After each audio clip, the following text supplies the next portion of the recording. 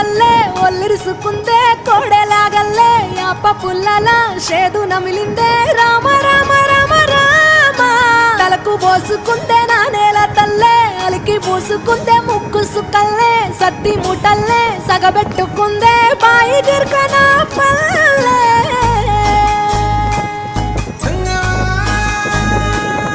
ఏ తెల్ల తెల్లని పాలధారలల్ల పల్లె తెల్లారుతుంటదిరా గుళ్ళోని గంటలు కాడెట్ల మెడలోన చెంటగా మోగుతూ ఉంటాయిరా